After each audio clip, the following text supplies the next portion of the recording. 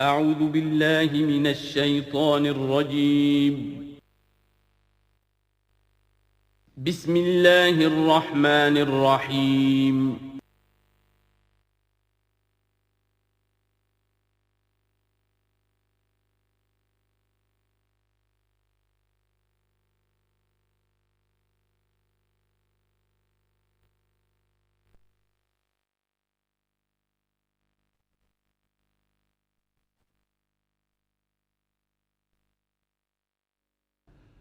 الحمد للہ وکفا والصلاة والسلام علی عبادہ الذین اصطفیٰ خصوصاً علی افضلہم وخاتم النبیین محمد الامین وعلی معین. اما بعد فاعوذ باللہ من الشیطان الرجیم. بسم اللہ الرحمن الرحیم. رب اشرح لي صدري ويسر لي امري واحلل عقدة من لساني يفقهوا قولي. اللهم ربنا آنس وحشتنا في قبورنا وارحمنا بالقرآن العظيم.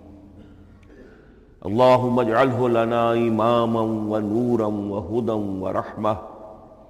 اللهم ذكرنا منه ما نسينا وعلمنا منه ما جهلنا وارزقنا تلاوته آناء الليل وآناء النهار واجعله لنا حجة يا رب العالمين آمین.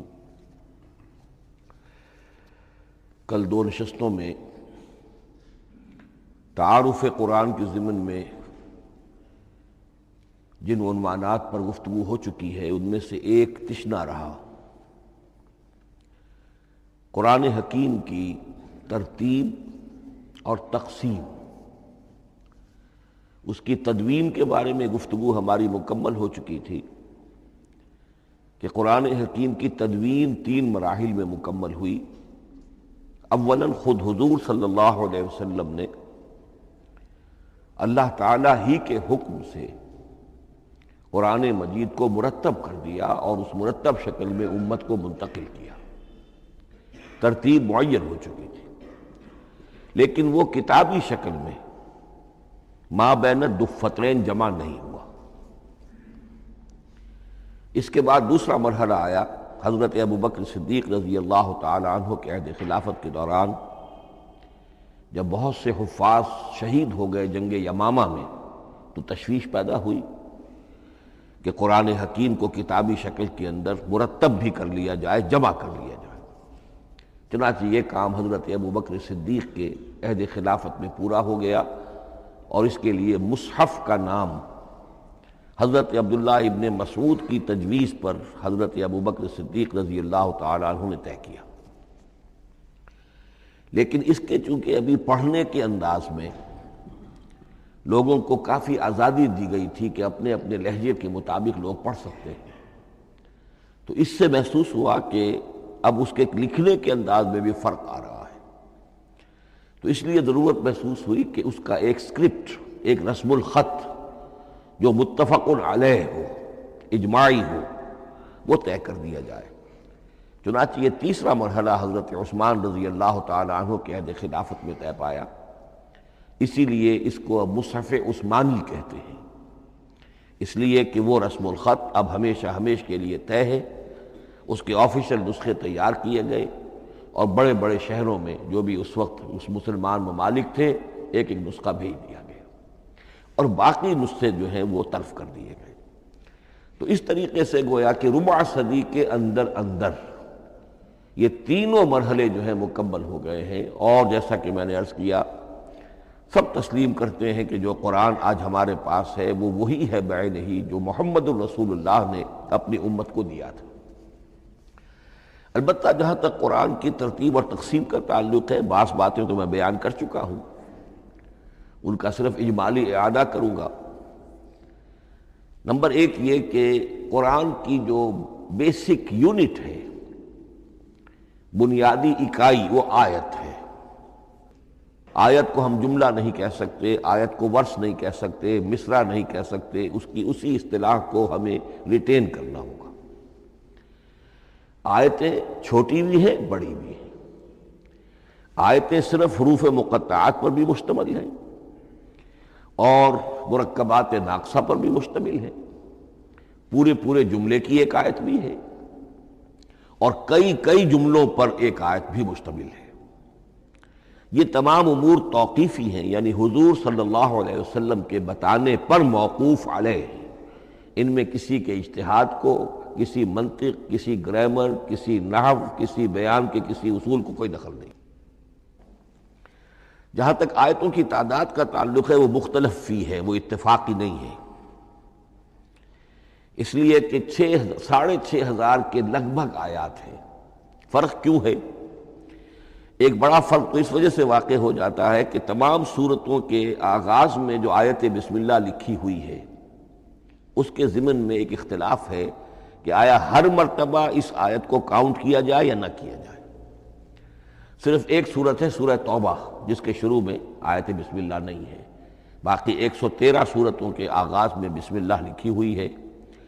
تو بعض حضرات اس کو سمجھتے ہیں کہ یہ کاؤنٹ نہیں کی جائے گی، بلکہ یہ تو در حقیقت صرف سورتوں کے درمیان فصل اور فرق قائم کرنے کے لیے یہ آیت بسم اللہ لکھ دی گئی ہے۔ تو آپ سمجھیے کہ جو اس پہ اختلاف ہوگا تو 113 کی عدد کا فرق تو اسی سے واقع ہو جائے گا۔ بعض اور مقامات پر بھی آیات کی تعداد میں قدر اختلاف ہے وہ روایات ہی کی بنیاد پر، کسی شخص کو خود یہ حق حاصل نہیں ہے کہ وہ اس میں کوئی فرق کر سکے، تبدیلی کر سکے۔ بہرحال 6,500 کے لگ بھگ آیات ہے قرآن حکیم کی۔ آیتیں مل جل کر سورتوں کی شکل میں ہیں، ان کی تعداد متفق علیہ ہے 114۔ سورت سور سے بنا ہے، سور کے معنی فصیل ہے، گویا کہ ہر سورت جو ہے وہ اللہ تعالیٰ کے علم، معرفت، حکمت کا ایک شہر ہے۔ سورتوں میں آیات کے باہمی ربط کے حوالے سے اس کے معنی کے اندر اور اس کی حکمتوں کے اندر اضافہ ہوتا ہے، ربط آیات۔ اور جس طریقے سے کہ مختلف موتیوں کو پرو دیا جائے ایک دھاگے میں، اس سے ہار وجود میں آئے، جو ترتیب ہوگی موتیوں کی اس سے ان موتیوں کا حسن دوبالا ہو جائے گا۔ ایسے ہی معاملہ آیات قرآنیہ کا ہے کہ جو ایک سورت کے اندر ہیں اور ہر سورت کا ایک مرکزی مضمون یا عمود ہوتا ہے اور تمام آیتیں اس سے منطلق اور اس سے منسلک ہوتی ہیں۔ ان سورتوں کے بعد جیسا کہ میں نے عرض کیا، دور صحابہ میں ہمیں صرف ایک اصطلاح اور ملتی ہے، حزب اور یا منزل۔ وہ اس سہولت کے لیے کہ اگر ایک ہفتے میں پورا قرآن ختم کرنا ہو، اس کی تلاوت مکمل کرنی ہو تو روزانہ ایک حزب پڑھ لیا جائے۔ یہ چونکہ دور صحابہ میں بھی مذکور ہے، لہذا اس میں ہم دیکھتے ہیں کہ اب حسن موجود ہے، یعنی یہ کہ نہ تو یہ قباحت ہے کہ سورتوں کو توڑا گیا ہو، بلکہ پوری صورتیں شامل ہیں۔ کوئی مصنوعی مساوات قائم کرنے کی کوشش نہیں ہے، کوئی حزب نسبتاً تھوڑا سا زیادہ بڑا ہے، کچھ تھوڑا سا چھوٹا ہے، لیکن تقریباً مساوی ہے۔ خام خواہ کی کوئی مصنوعی مساوات قائم کرنے کی کوشش نہیں ہے۔ اور اس کے باوجود یہ حسن موجود ہے کہ سورہ فاتحہ کو اگر ہم علیحدہ رکھ دیں کہ وہ پورے قرآن حکیم کے لیے ایک دیباچہ اور مقدمہ ہے، تو پہلے حزب یا پہلی منزل میں 3 سورتیں، دوسرے میں 5، تیسرے میں 7، چوتھے میں 9، پانچویں میں 11، چھٹی میں 13، یہ سیڑھی ہے بالکل۔ اور جو آخری حزب مفصل کہلاتا ہے، اس میں چونکہ آخری پارے میں آپ کو معلوم ہے چھوٹی صورتیں ہیں تو تعداد 65 ہے، وہ بھی جو آخری تعداد ہے 13 اس کا ملٹیپل ہے۔ بہرحال یہ حزب یہ بھی دور صحابہ میں اس کا تذکرہ ہمیں ملتا ہے۔ البتہ جو مزید تقسیم کی چیزیں ہمارے ہاں معروف ہیں وہ بات کی چیزیں ہیں۔ رکوعوں میں طویل صورتوں کو تقسیم کیا گیا تاکہ ایک رکعت میں اگر طویل صورت میں سے کوئی آیات پڑھنی ہے تو اس طرح پڑھی جائیں کہ مضمون ٹوٹے نہ۔ یہ حجاج ابن یوسف کے زمانے میں یہ کام ہوا ہے اور بڑے غور و فکر سے ہوا، اور واقعتاً محسوس ہوتا ہے کہ معنوی جو ربط اور تعلق ہے اس کو ملحوظ رکھا گیا ہے۔ لیکن جو دوسری تقسیم ہمارے ہاں معروف ہو گئی ہے وہ پاروں کی ہے۔ اول تو یہ معلوم نہیں کہ یہ تقسیم کب ہوئی، مجہول الزمان ہے یہ۔ نمبر 2 یہ کہ اس میں یہ زیادتی بھی نظر آتی ہے کہ سورتوں کی فصیلیں توڑ دی گئی ہیں۔ گویا کہ ایک مصنوعی مساوات قائم کرنے کے لیے کہ 30 دن میں اگر قرآن مجید ختم کرنا ہو، ہر مہینے میں ایک ختم قرآن کوئی شخص کرنا چاہے تو روزانہ ایک پارہ پڑھ کر، لیکن یہ کہ اس میں وہ حسن موجود نہیں ہے، بلکہ یہ قباحت موجود ہے کہ صورتوں کاٹ دی گئی۔ اس کے بعد اب جو بات مجھے عرض کرنی تھی وہ یہ ہے کہ زیادہ عرصہ نہیں گزرا کہ قرآن حکیم کی ترتیب اور تقسیم کے ضمن میں ایک اور حقیقت سامنے آئی ہے، اور یہ حقیقت یہ ہے کہ قرآن حکیم کی سورتوں کے گروپس ہیں۔ اب یہ چونکہ ایک بالکل ماضی قریب کا معاملہ ہے، اس سے پہلے یہ ذکر موجود نہیں تھا۔ اول تو یہ بات بھی مان لیجئے کہ قرآن مجید میں ترتیب اور نظم، اس کے بارے میں ہمارے اسلاف نے نہ کوئی زیادہ محنت کی اور نہ انہوں نے سمجھا کہ اس میں کوئی خاص ربط ہونا ضروری ہے، لیکن یہ کہ عہد حاضر میں مولانا حمید الدین فراہی رحمۃ اللہ علیہ ہندوستان میں ایک ایسے عالم پیدا ہوئے کہ جنہوں نے نظم قرآن کو اپنا خاص موضوع بنایا کہ یہ جو آیات باہم جوڑی گئی ہیں تو آخر کوئی حکمت ہے، سورتوں میں جو ربط قائم کیا گیا ہے یقیناً حکمت پر مبنی ہے، ورنہ سب سے سیدھی ترتیب تو جیسا کہ میں نے کل عرض کیا تھا یہ ہوتی ترتیب نزولی سے قرآن کو مرتب کر دیا جاتا۔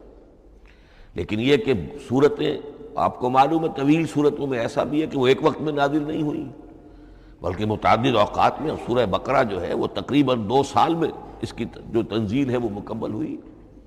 تو پھر کچھ آیتوں کو جوڑنا، کس کو کہاں رکھنا ہے، کس کو کہاں رکھنا ہے، تو یہ حضور صلی اللہ علیہ وسلم نے خود کیا ہے، اللہ تعالیٰ کے حکم سے کیا ہے، تو یہ چیزیں حکمت سے خالی تو نہیں ہو سکتی۔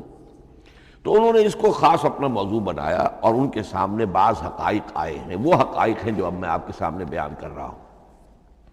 اس میں ایک اشکال ہو سکتا ہے، اسے میں چاہتا ہوں کہ پہلے رفع کر دوں کہ یہ چیز اگر ہمارے اسلاف کے نظر میں نہیں آئی اور ان کی توجہ ادھر نہیں ہوئی تو یہ تو گویا کہ ایک بڑی مشکوک سی بات ہوگی۔ قرآن مجید کے علم کے ضمن میں گویا کہ متقدمین کے فہم پر ہمیں کچھ تان کرنا ہوگا، لیکن یہ بات درست نہیں ہے۔ قرآن مجید ایک ایسی کتاب ہے جس کے بارے میں خود حضور نے جو فرمایا لا تنقضی عجائبہ، اس قرآن کے عجائب کبھی ختم نہیں ہوں، ولا یخلق عن کثرت الرد، بار بار کے پڑھنے سے اس پر کوئی پرانا پن، کوئی بوسیدگی طاری نہیں ہوگی، ولا یشبع منہ العلماء، اور کبھی اہل علم اس سے سیری محسوس نہیں کریں گے۔ تو قرآن مجید لا تنقضی عجائبہ، جیسے جیسے دنیا آگے بڑھ رہی ہے، تمدن آگے بڑھ رہا ہے، علم انسانی جو ہے مادی فزیکل سائنسز کا علم آگے بڑھ رہا ہے، قرآنی حقائق اور مبرہن ہو رہے ہیں اور واضح ہو رہے ہیں اور نکھر رہے ہیں۔ بہت سی باتیں ہمارے اسلاف کے علم میں نہیں آ سکتی تھی، اس لیے کہ ابھی انسانی معلومات کا دائرہ بہت ہی محدود تھا۔ ذوالقرنین کون تھے؟ اب چونکہ تاریخ مفسرین کے علم میں نہیں تھی تو سکندر اعظم کو سمجھا گیا کہ ذوالقرنین ہے، حالانکہ سکندر کی شخصیت اور ذوالقرنین کی وہ شخصیت جو قرآن میں بیان ہوئی ہے دونوں میں کوئی مناسبت ہے ہی نہیں۔ اسی طریقے کا معاملہ یہ کہ نظم قرآن کا ایک پہلو کہ جو ابھی پوری طریقے سے آشکارا نہیں ہوا تھا، یہ دور وہ ہے کہ جس میں اللہ کی فضل و کرم سے وہ بات بھی اب کھل کر سامنے آئی ہے، اور اس سے در حقیقت توثیق ہو رہی ہے حضور کے اس فرمان کی کہ لا تنقضی عجائبہ، اس کے عجائب کبھی ختم نہیں ہوں گے۔ انسان محنت کرے گا، کوشش کرے گا، یہ ہیروں کی ایک ایسی کان ہے جس میں سے اور ہیرے نکلتے چلے جائیں گے۔ اس کے ضمن میں ایک بات تو میں نے آپ سے کل عرض کر دی تھی اور آج پھر بھی کہی ہے، سورتوں میں بھی ایک ربط ہے، آیات جو سورتوں کے اندر جوڑی گئی ہیں، پھر سورتیں اکثر و بیشتر جوڑوں کی شکل میں ہیں۔ اس کے کچھ مثالیں بھی کل میں نے آپ کو دی تھی۔ قرآن مجید کی ایک آیہ مبارکہ ہے وَمِن كُلِّ شَيْءٍ خَلَقْنَا زَوْجَيْنِ لَعَلَّكُمْ تَعْقِلُونَ یا لَعَلَّكُمْ تَذَكَّرُونَ، مجھے پوری طرح یاد نہیں ہے۔ ہم نے ہر شے کو جوڑوں کی شکل میں پیدا کیا، اگرچہ اس کو چونکہ قرآن مخلوق نہیں ہے ہم اس پر اس کا اطلاق نہیں کریں گے، لیکن من کل شیء خلقنا زوجین، اس میں اس قدر کیٹیگوریکل سٹیٹمنٹ ہے کہ معلوم ہوتا ہے کہ یہ اصول اتنا اللہ تعالیٰ کے ہاں اتنا پسندیدہ ہے کہ قرآن مجید کی صورتوں میں بھی یہ صورتوں کے بھی جوڑوں کی شکل میں ہونا یہ بہت ہی اظہر من الشمس ہے۔ بعض جگہوں پر تو اظہر من الشمس ہے، بعض جگہوں پر ذرا تدبر کر کے بات معلوم ہوتی ہے۔ البتہ کہیں کہیں آپ کو نظر آئے گا کچھ منفرد صورتیں بھی ہیں، اور ان میں سے بعض یا جب دوران ترجمہ یہ چیزیں آئیں گی تو اب میں صرف اس وقت حوالہ دے سکوں گا، بڑی تیزی سے ہمیں چلنا ہوگا، اس وقت میں چاہتا ہوں کہ ذہن میں یہ حقائق بیٹھ جائیں۔ بعض جگہوں پر آپ دیکھیں گے تین تین صورتوں کے گروپ ہیں، ان میں سے دو کے مابین تو نسبت زوجیت کامل ہے، بلکہ یہ سمجھ لیجئے نسبت زوجیت کہتے کس کو ہے؟ دو چیزیں مل کر کسی مقصد کی تکمیل کریں، ان دونوں میں ایسی نسبت ہونی چاہیے ریسیپروکل کہ وہ ایک دوسرے کی تکمیل کے لیے اور کسی مقصد کے حصول کے لیے ان کے مابین ایک تعلق قائم ہو، یہ زوجیت ہے۔ اسی طریقے سے قرآن مجید میں جب صورتیں آتی ہیں جوڑوں کی شکل میں تو کسی مضمون کا ایک رخ وہ ایک صورت میں آ جائے گا، اس کا دوسرا رخ دوسری صورت میں آ جائے گا، اور دونوں مل کر جسے ہم کہتے ہیں تصویر کے دونوں رخ، وہ رخ مکمل ہو جائیں گے، بات پوری ہو جائے گی۔ البتہ بعض جگہوں پر ہے تین تین صورتوں کے سب گروپس ہیں۔ میں اس معاملے میں گروپ کا لفظ ریٹین کر رہا ہوں اس لیے کہ قدیم تو یہ تصور تھا نہیں، جدید اصطلاح ہے، تو اس میں چونکہ اب بہت سے الفاظ انگریزی زبان کے اب اردو میں آ گئے ہیں کہ اس کی جگہ کوئی اور بہت ہی کوئی کوشش کر کے لفظ آیا جائے تو وہ شاید زیادہ عام فہم نہیں ہوگا، یا عام فہم ہے۔ تو گروپس اور سب گروپس، چھوٹے گروپ بڑے گروپ، تو یہ چھوٹے گروپ جو ہے تین تین صورتوں کے، ان میں سے دو کے مابین تو نسبت زوجیت بتمام و کمال ہوگی، اور تیسرے کی حیثیت ضمیمے کی ہوگی۔ اس کی مثالیں بعد میں آئیں گی۔ البتہ یہ جو ضمیمے ہوتے ہیں خود ان کے، یا جو دوسری منفرد صورتیں ہیں، خود ان میں آپ کو فصل کے ساتھ نسبت زوجیت مل جائے گی۔ اس سے آگے چلیے، اب اصل ہے وہ شے جس کو میں آج چاہتا ہوں بیان کرنا۔ قرآن حکیم کی صورتوں کی ایک گروپنگ اس اعتبار سے سامنے آئی، کچھ صورتیں مکی پھر مدنی، پھر مکی پھر مدنی، پھر مکی پھر مدنی، پھر مکی پھر مدنی۔ ایسا کیوں ہے؟ بڑی قابل غور بات ہے، اس میں کوئی حکمت ہے؟ اور عجیب بات یہ سامنے آئی، اس اعتبار سے بھی قرآن کے 7 گروپ بنتے ہیں، ہر گروپ میں ایک یا ایک سے زائد مکی صورت اور پھر ایک یا ایک سے زائد مدنی صورتیں، ایک گروپ پورا ہو گیا۔ دوسرے گروپ میں پھر ایک یا ایک سے زائد مکی صورت، پھر ایک یا ایک سے زائد مدنی صورتیں، وہ پھر گروپ مکمل ہو گیا۔ یہ گروپ بھی قرآن حکیم میں 7 ہے۔ یہ گروپ جو ہے قرات کے لیے نہیں ہے، یہ گروپ جو ہے معنوی تقسیم ہے، غور و فکر کے اعتبار سے، کہ ہر گروپ کا ایک عمود ہے، ایک مرکزی مضمون ہے، اور جس طریقے سے صورتیں دو مل کر ایک مضمون کی تکمیل کرتی ہیں، اسی طرح ہر گروپ کی مکی اور مدنی صورتیں مل کر ایک بڑے مضمون کی تکمیل کرتی ہیں۔ اس طریقے سے گویا کہ یہ قرآن مجید میں 7 گروپ ہیں بڑے بڑے، جو کہ جس میں کہ صورتیں جو ہیں وہ جمع کی گئی ہیں۔ مثلا میں اب آپ کو اشارتاً بتا دوں، پہلے گروپ میں سورہ مکی جو ہے وہ صرف ایک ہے، سورہ فاتحہ، تعداد میں تو ایک ہے، وہ اپنے حجم کے اعتبار سے چھوٹی بھی ہے لیکن بہت بھاری صورت ہے۔ وَلَقَدْ آتَيْنَاكَ سَبْعًا مِنَ الْمَثَانِي وَالْقُرْآنَ الْعَظِيمِ، محض اس صورت کو بھی قرآن عظیم کہا گیا ہے۔ لیکن ایک صورت مکی سورہ فاتحہ، پھر 4 طویل ترین صورتیں مدنی، بقرہ، آل عمران، نساء، مائدہ۔ دوسرے گروپ میں 2 صورتیں مکی، 2 مدنی، الانعام، الاعراف مکیات، الانفال، التوبہ مدنیات۔ تیسرا گروپ چلتا ہے، 14 صورتیں مسلسل چلی جا رہی ہیں مکی، سورہ یونس سے، سورہ یونس، سورہ ہود، سورہ یوسف، سورہ رعد، سورہ ابراہیم، چلتے جائیے، سورہ حجر، سورہ نحل، سورہ بنی اسرائیل، سورہ کہف، سورہ مریم، سورہ طٰہٰ، سورہ انبیاء، سورہ حج اور سورہ مومنون، 14 صورتیں۔ اب آئی ایک مدنی صورت، سورہ نور۔ یہ تیسرا گروپ مکمل ہو گیا۔ چوتھے گروپ میں بھی یہی بات آپ کو نظر آئے گی۔ الفرقان سے سورہ سجدہ تک 8 صورتیں مکی ہیں، اور پھر ایک صورت آتی ہے سورۃ الاحزاب۔